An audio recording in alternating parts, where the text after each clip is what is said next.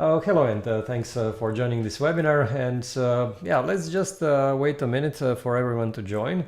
And while we are waiting, can you actually let me know where you're joining from? So I'm joining in from Zagreb, from Croatia. So if you can just let me know from a city and the country where you are joining from. And if you joined through Zoom, you can send this through this Q&A panel. If you joined through LinkedIn or through YouTube, then you can send this through a chat message. All right, while we are waiting for your answers, just a couple of notes. So first of all, we are recording this webinar, and if you joined through Zoom, then you'll be able actually to, we'll actually send you, you will be able to see the recording of the webinar on the same page where you registered for the webinar. If you joined through LinkedIn and YouTube, then you will be able actually to see it on the same page where you're watching the live webinar now. Okay, I see already a couple of people letting me know where they joined from. Some from Austria, Leicester, England. Okay, great. Thanks for letting me know. Okay, good. Yeah, second thing that I wanted to let you know is that you'll be able to download this presentation deck, and after the webinar we'll publish a PDF presentation deck, a link to where you can download this PDF presentation deck from this webinar. So if you can stick to the end of the webinar, you'll see the link where to download it. Okay, so I think we can start. Thanks for joining the webinar. This webinar today is called How to Start a Consultancy. My name is Dejan Kosutic, and I'm the main cybersecurity and AI governance expert at Advisera. But also I'm dealing a lot with consultants, and in my previous career I was also a consultant. So I have, I would say, something to say, and I have some experience to help consultants or people that want to become consultants. And basically this is what I will present in today's webinar. Okay, so the webinar will last approximately 50, maybe 60 minutes, depending on the number of questions you'll have. And by all means, please do send as many questions as you want, and I'll try to answer your questions as you send them. And you do not have to wait for this Q&A session at the end. You can send your questions during the webinar. All right, so let's dive in, basically, why is this topic important? Because, you know, starting consultancy is very hard, and I'm not sure if you already started your consultancy or you're still considering to do it, but you know, it's not an easy step. And in actually one of the slides, I'll show you why this is not easy and what are the most common mistakes that people are making when starting a consultancy.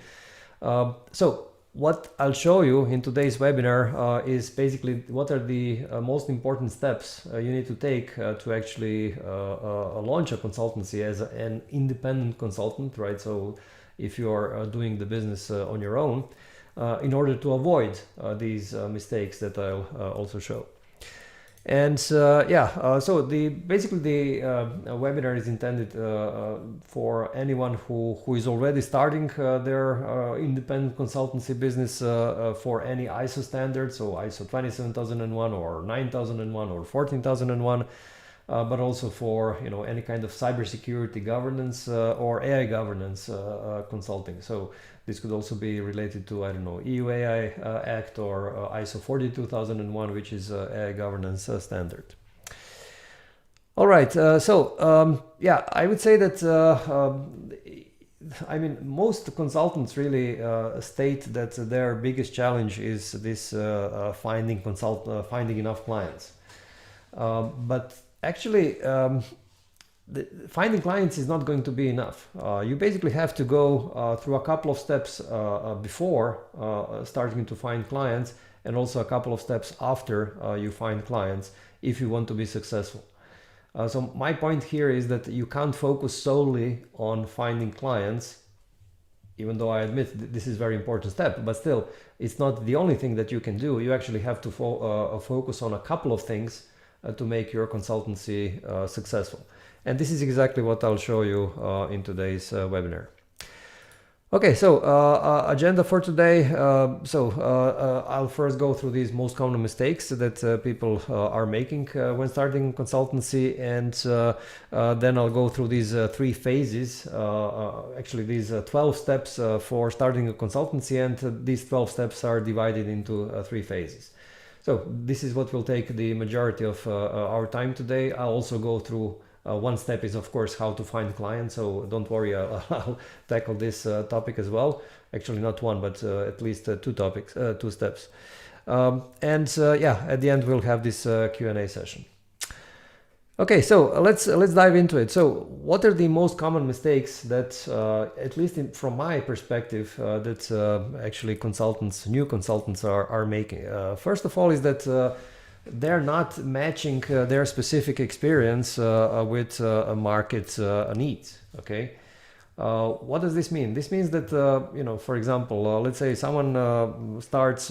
Let's say someone is I don't know, some kind of an engineer in a company, and he wants to start solo, and he launches a consultancy for ISO 9001. But if he or she doesn't really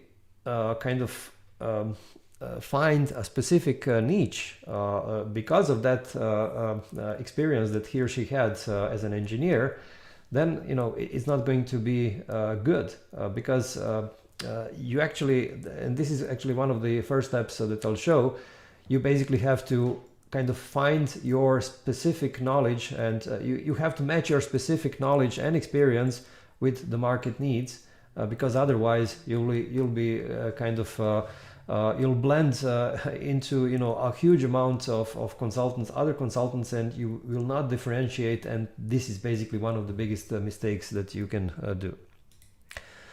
Okay, the second mistake is not actually being able to find the know-how. Because when you find clients, you have to start delivering your consultancy jobs. But if you actually do a poor job at delivering these jobs, then you will get negative feedback. Actually, these clients will not recommend you to other clients, and basically you'll go into this negative spiral, and your business will probably fail. The third one, of course, is not knowing how to reach out to clients and how to find new clients. This is obviously one of the biggest mistakes, and not knowing actually how to do it. And one of the mistakes also that I'm seeing that the new consultants are doing, is that they have too high costs. And because obviously you can't make a positive result right from the first day of your consultancy. In the beginning, you'll probably make an investment into your training, tools, these kind of things, and this is where you'll have to invest more money than you will start earning. And obviously, this is something that you will simply have to take as an investment into your business. But the point is, you shouldn't be making too much investments, especially not in some things that do not make sense. Rather, you should actually invest only in the things that do make sense. So, for example, you should not be investing in a shiny new office, or I don't know, a new car or anything like that that doesn't really directly contribute to your business.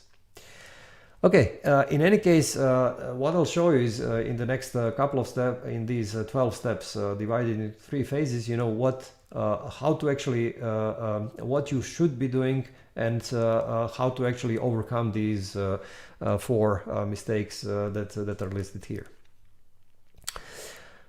Okay, good. Now, let me just briefly explain you these phases. So basically, in my point of view, these when you think about preparation for consultants, you have these 3 different, let's say, topics, or 3 different categories that you have to think about.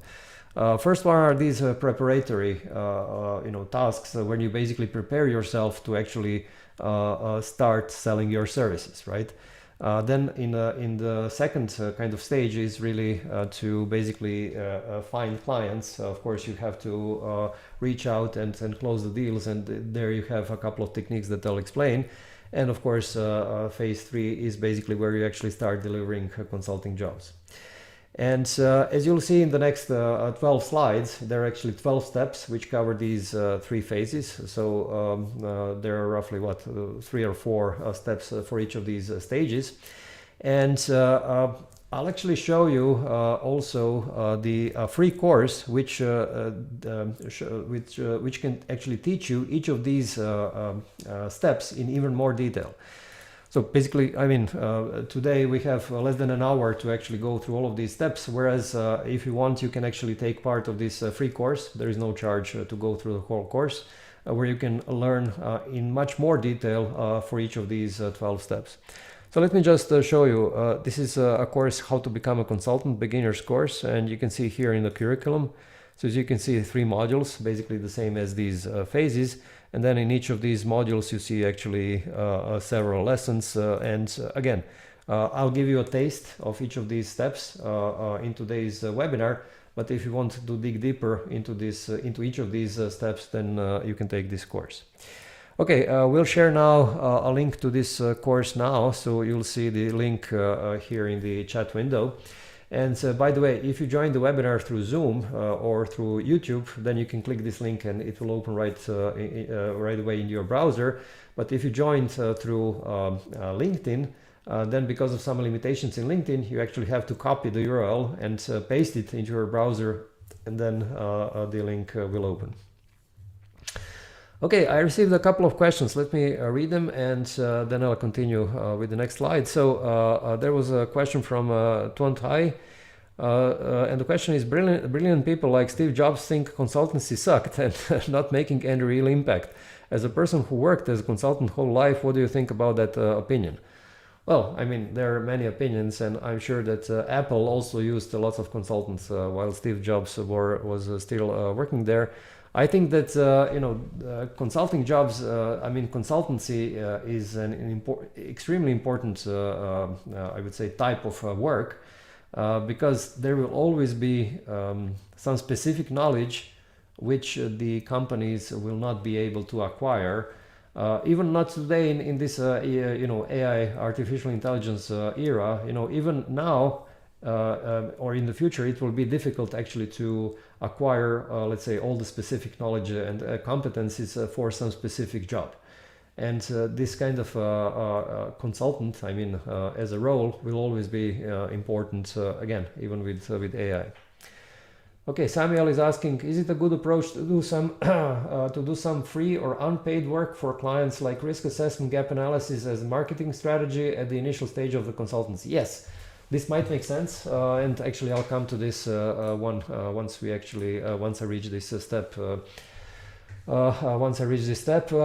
Samuel, about selling, Samuel is also asking, what is the recommended amount to charge for consultancy services? I actually have a separate slide for pricing.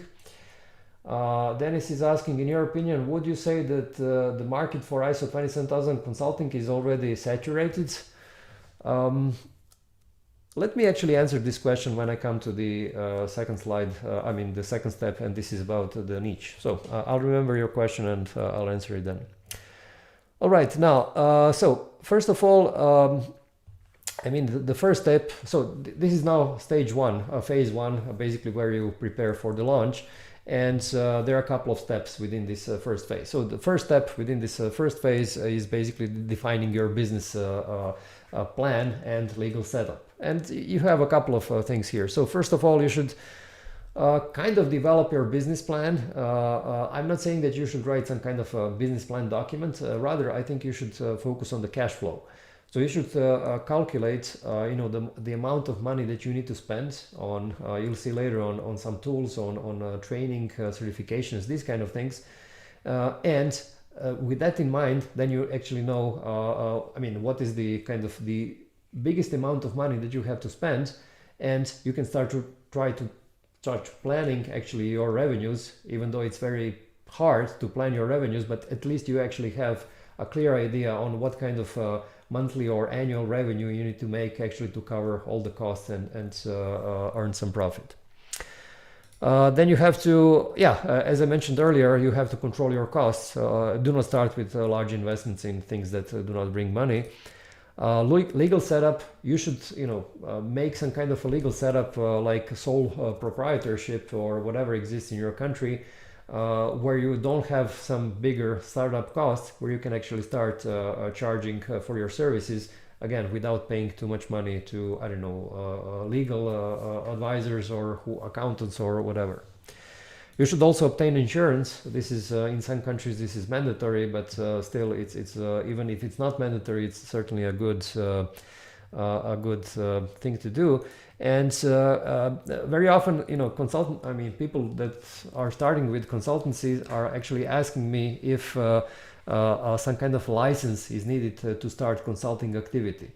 And in 99% of the consulting activities, there is no license needed. Okay, so you can simply say, okay, I'm a consultant now. I want to, sell ISO 27001 consultancy services. So there is no, permission to do this. This is only your decision. And again, there is no kind of license for doing consultancy work. All right, now let's go for this step 2.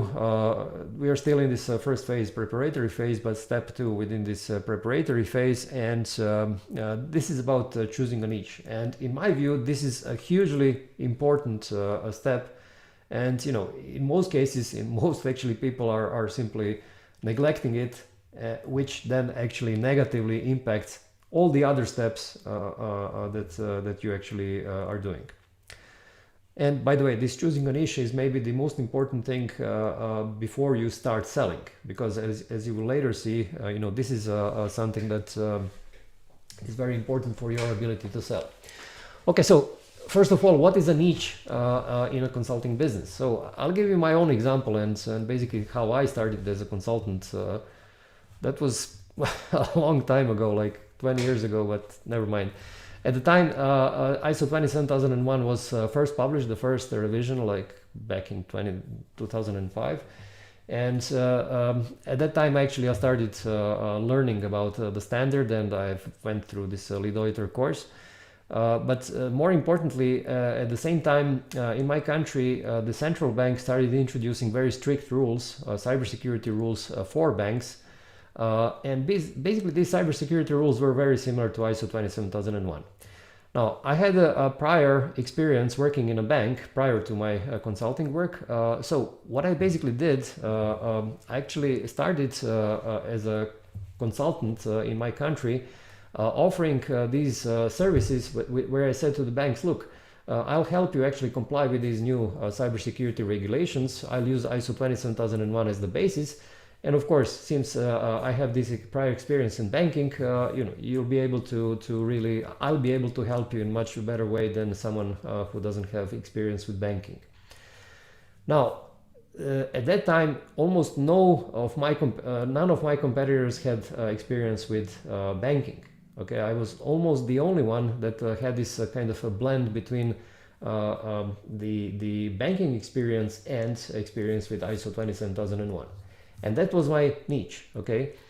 So what I'm saying is that if you want to be successful in your work, and by the way, I mean, back then my consultancy did take off because, I mean, I had almost no competition then. So if you want your consultancy to succeed, you'll have to find your niche. And this niche is, let's say, an intersection of what the market needs and what your unique experiences and capabilities are. And you must be unique, and this is the point here. And of course, I'll explain you this in the next couple of minutes. So how do you start? By identifying what is unique for you. You have to start with your strengths and expertise. Basically, you have to take a look at your past experience. So if you were, let's say, an engineer in a company, maybe you were an engineer in, I don't know, automotive manufacturing company, right? So you were producing cars or whatever. And you might be, I don't know, specialized in a certain part of the process, or maybe in certain, I don't know, a certain type of car manufacturers. Or maybe you were dealing only with, let's say, with the manufacturers of car elements, I mean car parts, right? And then basically, instead of actually offering ISO 9001 to everyone or to any type of a company, you can say, okay, look, I'm focused specifically on offering ISO 9001 for, let's say, car manufacturers, or car manufacturers in a particular country, or car manufacturers of, let's say, a particular, maybe focused on producing trucks only. So you have to find something that is unique in your experience, where there is not many other people that are having the same kind of experience. Okay, then of course you have to analyze the market and find opportunities, and you basically have to analyze, the number of companies that are, let's say, going for certification, or which kind of new regulations are coming into markets. You have to analyze competitors. So for example, one of the big opportunities now is related to AI governance, so artificial intelligence governance, and this is basically ISO 42001. So, it's emerging. Still, there are not so many competitors out there, not so many consultants out there. And, especially if you, again, have a specific experience with a specific industry, let's say maybe with, healthcare, and then you can actually connect, your experience with healthcare with, let's say, your competency for AI governance according to 42001, and position yourself as, let's say, a leading consultant for healthcare for AI governance. Then, of course, you have to choose a niche, and then you have to validate. And by the way, just to explain, when you're choosing a niche, you have to balance this, I would say, passion and skills and experience and market demand, right? So you have to be passionate about this. You should not be choosing a niche which doesn't really excite you, because if you have to do this for the next, 5 or 10 years, you really have to be excited about it. And of course, connect also with your passion, the experience, and the demand. You have to validate this niche. It's never sure that you're going to succeed. It's something that you simply have to kind of see if this makes sense.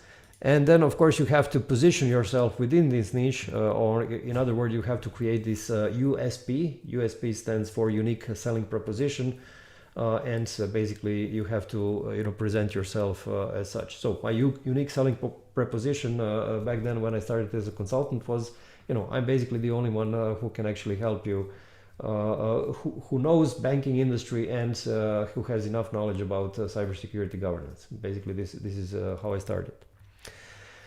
All right, we'll share 2 more links with you now. We'll share one link to an article which describes also these 12 steps. So if you want to read an article about these 12 steps, you'll see it in your chat window now. And another link is this article about finding a niche. So if you want to read specifically about finding a niche, then you can actually see this article. It's called How to Define a Niche as a Consultant to Become More Competitive. And yeah, just to go back to this Dennis's question. So again, I'll read the question again. In your opinion, what would you say that the market for ISO 27000 consulting is already saturated? I would say there are many ISO 27001 consultants out there, but there are not enough consultants which are clearly differentiated, which have a clear niche. So if you can find a clear niche according to what I've shown in this slide, then yes, then you will find enough work to do. If you don't focus on a niche, if you simply say I'm selling ISO 27000 consulting services, is going to be very tough for you. Good. Now let's move on to the next third step, and this is about certification and training. And I mean, you need to have some kind of certificates which will prove to your potential customers that you know what you're doing. And of course that will to find a training that will actually teach you how to do things, because once you start implementing, once you find first clients, you really need to know what you're doing. And there are various ways to obtain this knowledge. I mean, through books and conferences, webinars, videos, and so on. But basically, when it comes to courses, there are 2 types of courses. One are these general business courses, And this could be like, how to sell your services, how to use particular tools and so on. But more interesting ones are these specific courses for compliance or whatever consultancy you're doing. So if you're interested in ISO standards, these are typically ISO, let's say, 𝗲𝗏𝗏𝗏 courses or lead implementer courses. So this could be, let's say, ISO 27001 𝗲𝗏𝗏𝗏 or ISO 27001 lead implementer, or ISO 42001 𝗲𝗏𝗏𝗏, ISO 42001 lead implementer, and so on. If you want to go towards cybersecurity, then there are various courses on DORA, NIS2, but also CISSP, CISM. All of these courses are out there. And if you want to focus specifically on AI governance, again, there are courses for ISO 42001, but also around EU AI Act and so on. Okay, I'll share now with you a screen and show you just a couple of courses. So basically I'm showing this Advisera page where you can find various courses for this ISO and cybersecurity. So as you can see here, there is this ISO 42001 𝗲𝗏𝗏𝗏, 42001 lead implementer, DORA lead implementer, and then we have 27001, 14001, GDPR, 9001, 13485, 45001, 14001 again, 𝗲𝗏𝗏𝗏. What else? Yeah, basically these are these lead implementer courses. And now the good thing is that basically all of these courses are free, so you can actually go through all the videos. We enable you to go through all the videos for free, and we basically charge only if you want to go for the certification. So then you would have to pay a fee, and then you would actually you'll be able to go through this through this workshop, and then for the certification exam. Okay, we'll share now a link with you to see a list of all of these courses and to sign up for free. So you'll see this lead auditor, lead implementer courses. And there is also another article which also speaks about this third step. It's called "Which certification training should consultants go for?" So if you want to learn more, you can read this article. All right, let's go back to my presentation. Let's go to the next step. This is about tools and know-how. And yeah, I'd like to kind of divide these tools and know-how into three different kind of types, if you will. First are templates. They're basically the most simple ones. Basically, templates are for various documents that you will have to write for your clients, like policies, procedures, these kind of things.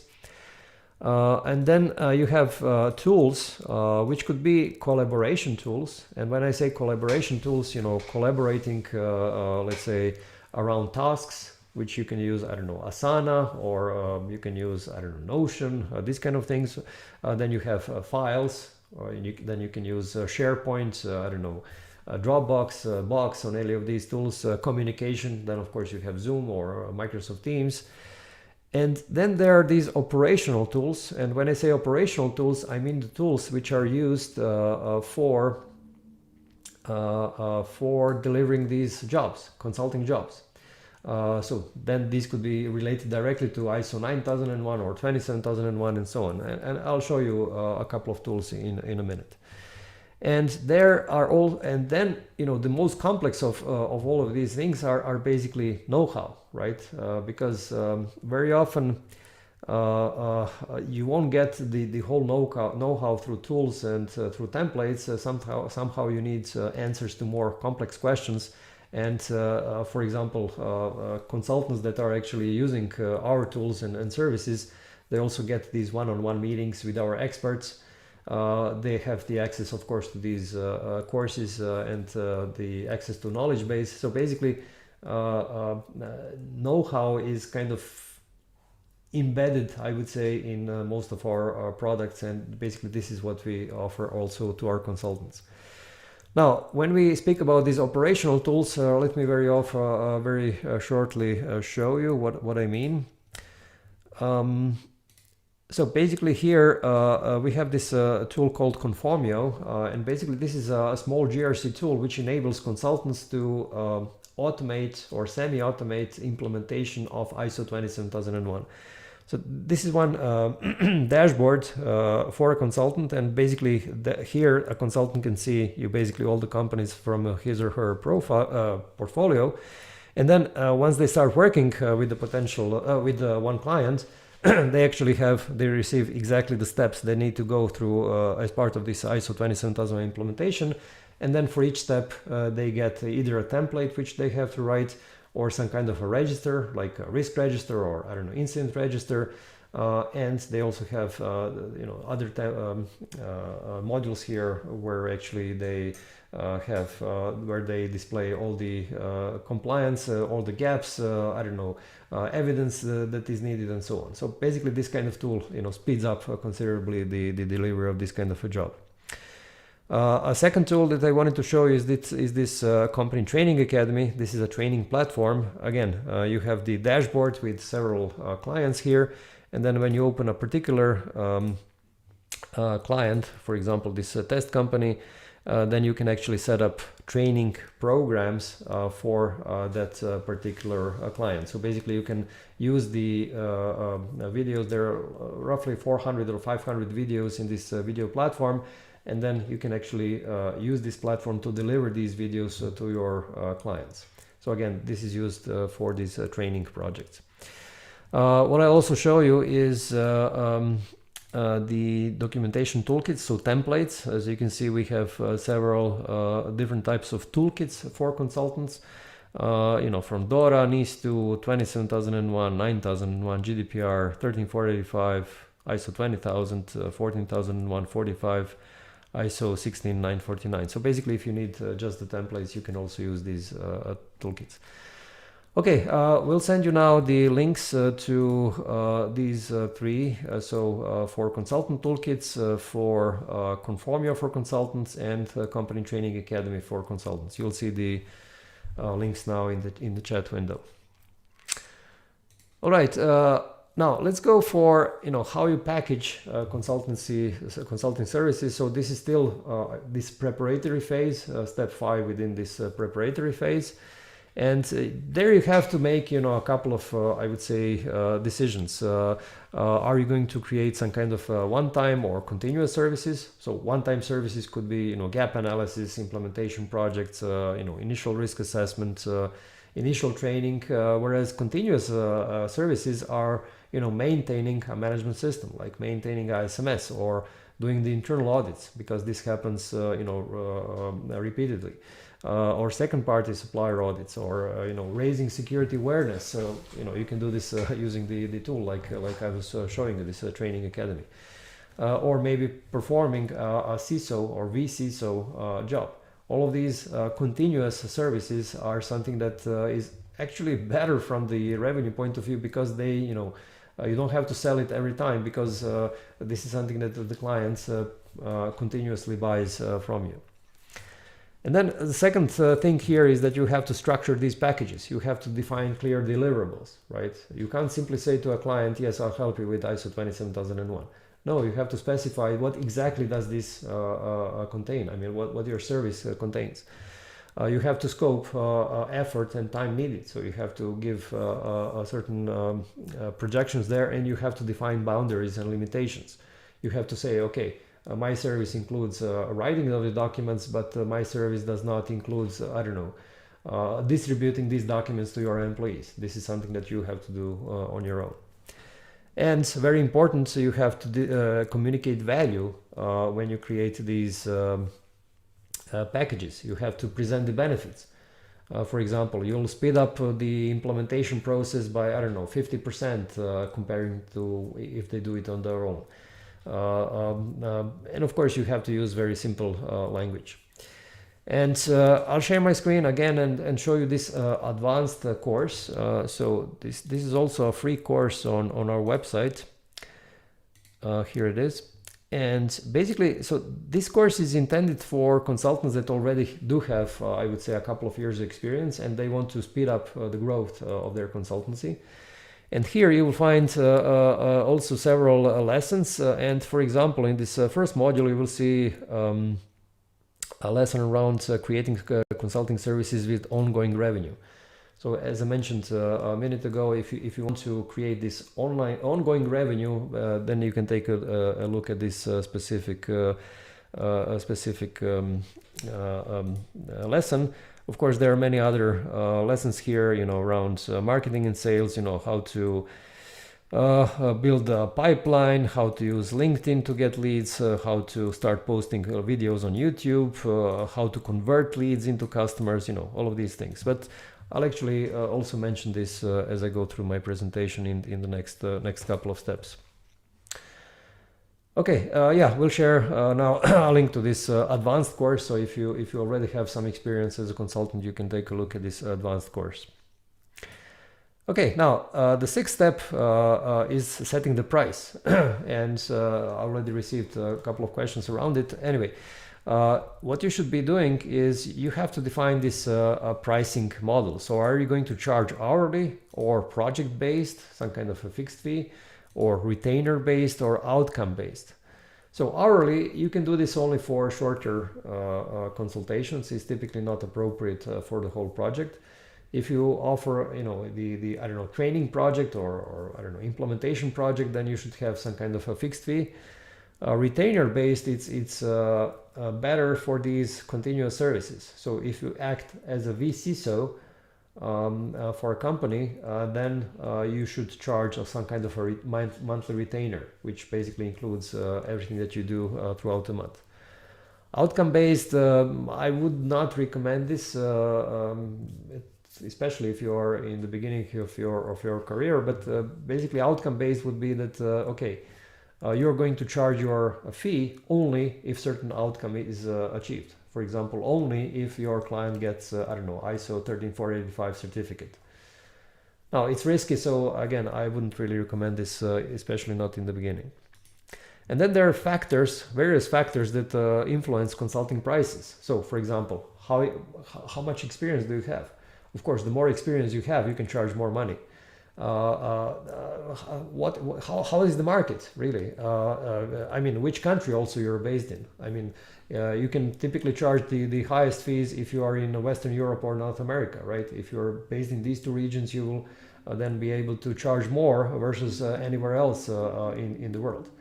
Also, is the market already saturated or not? Typically, for, let's say, consulting jobs for NIS2, which is a new cybersecurity regulation in Europe, you can charge more than for ISO 27001, which is more mature.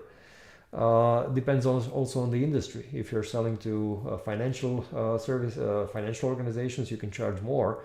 If you're selling to, I don't know, some other low-tech industries, you can probably charge less.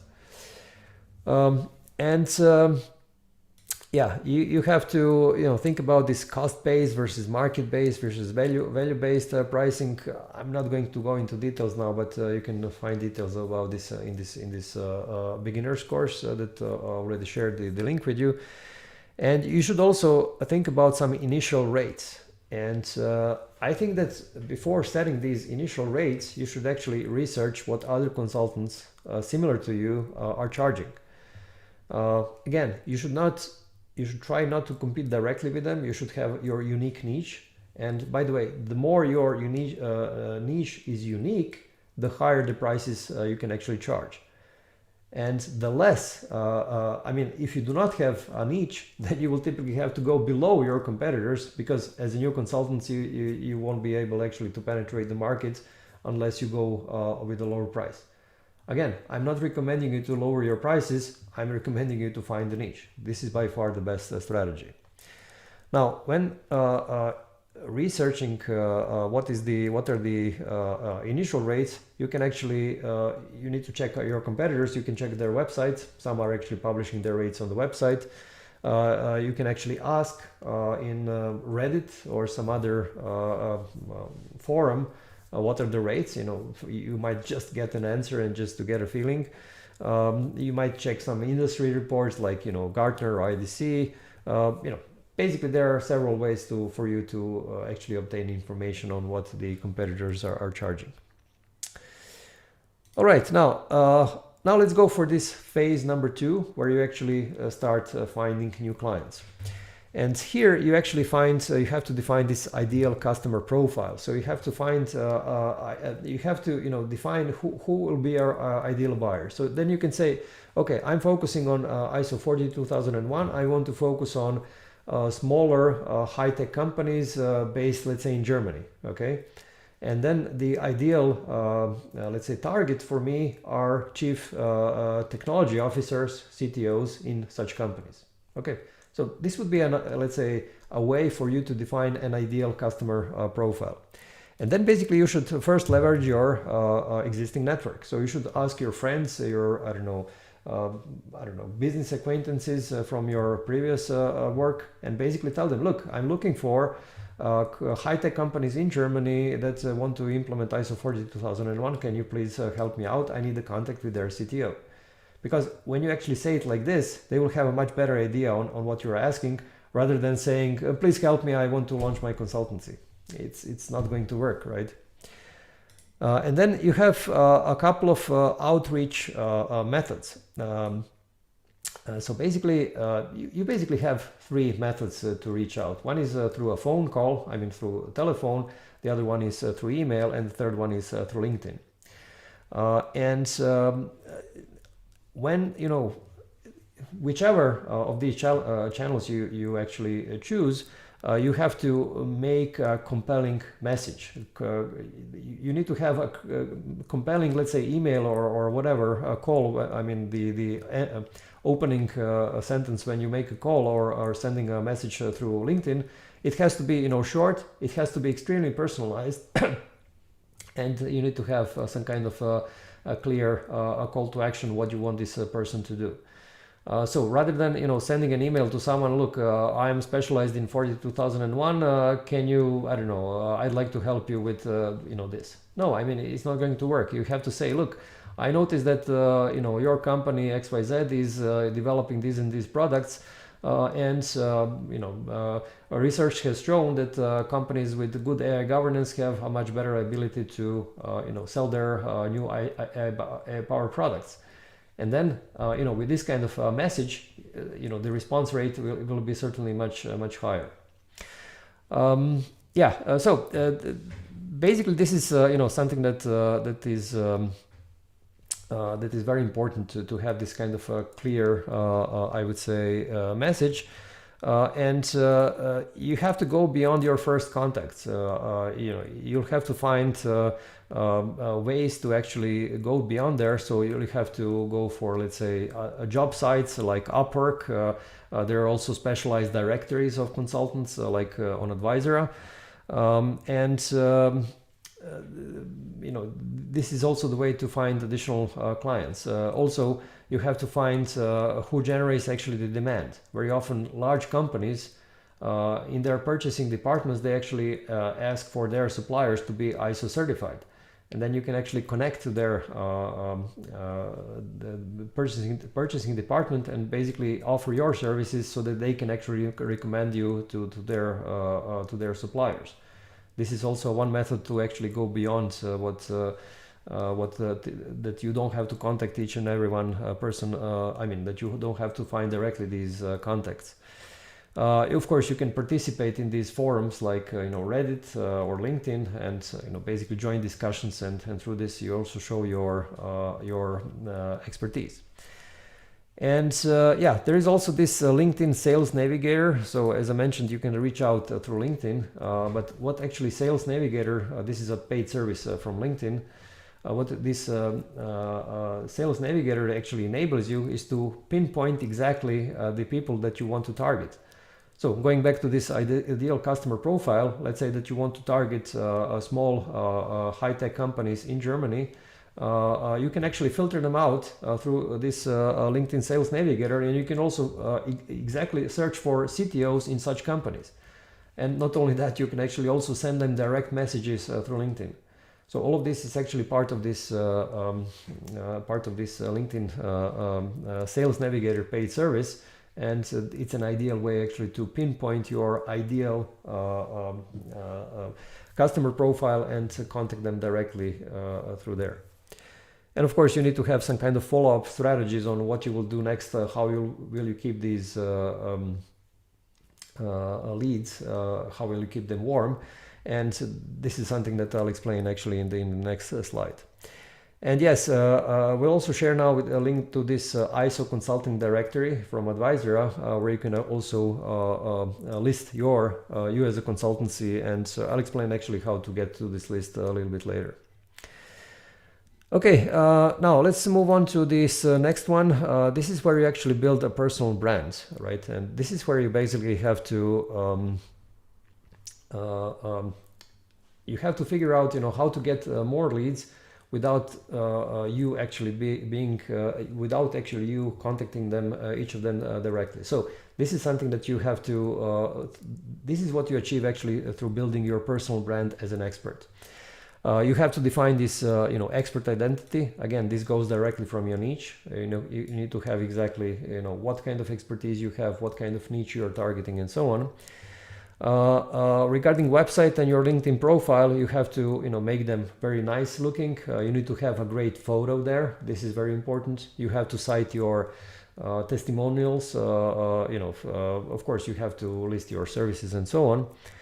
And then this content marketing is really important. Content marketing basically means that you are writing articles for some professional magazines, writing your blog post, writing, using social media like LinkedIn to post whatever you're doing, whatever your insights that you have, deliver webinars, deliver courses. So all of these, let's say, ways, through all of these ways, you're actually promoting your expertise and showing to the world, to potential customers, that you are an expert in whatever niche you have chosen. And you'll notice that I keep coming back to the point of niche. In this slide and also in the previous slide, I was mentioning like this niche, like, I don't know, 10 or 12 times. If you do not define your niche, you're not going to be successful in any of these other activities. You need to have the niche. Again, it's so important there. Without this, you're not going to succeed. Okay, a step further is even that you deliver this thought leadership. So, guest speaking at conferences, right? This is where you actually present something new. Something that is kind of, let's say, state of the art. On YouTube, you can publish some videos. You could actually host your podcast, or you can be a guest at some other podcasts. You can publish books. All of these things are actually kind of a step further from, let's say, regular content marketing.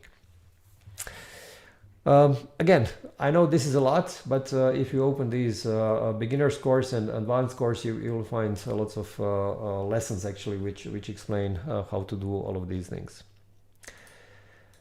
Okay, step 9 is basically presenting services and converting clients, and for that purpose you have to be prepared. First of all, you have to research the industry and the client itself. So basically, how is this industry specific, what the client does, what are their specific products and services, and if possible, you should organize this discovery call. So this discovery call is not the same as the main sales call or main meeting.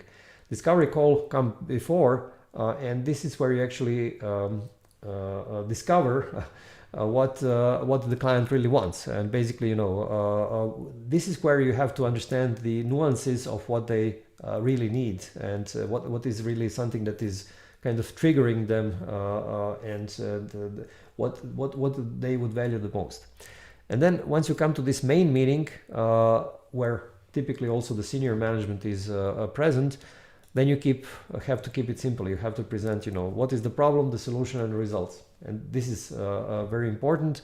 And on top of this, the milestones, what are the benefits, clarify roles, and emphasize these trust elements. So again, these are the things that you have to keep in mind if you want to convert this client. Okay, now I'm kind of rushing through these slides now because it's we already are on the top. We are almost at the top of the hour, so I want to go through all of these slides.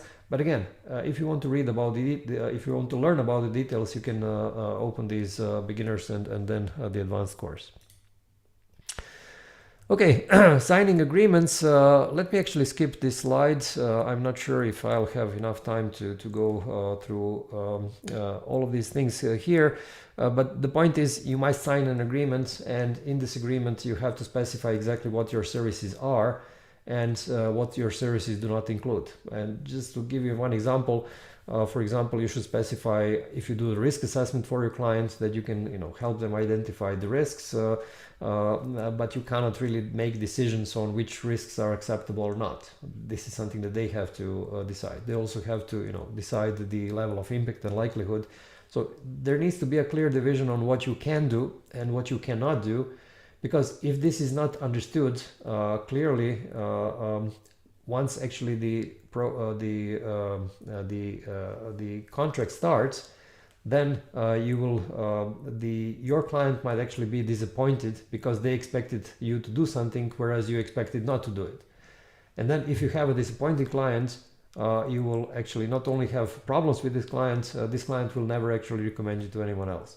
So you have to make sure that you actually exceed their expectations, right?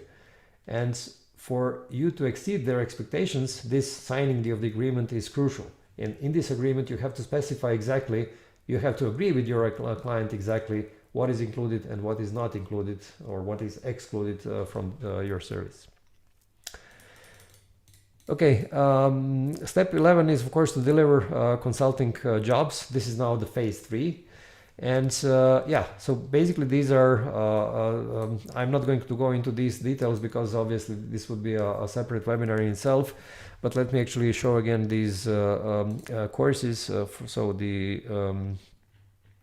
this course for beginners.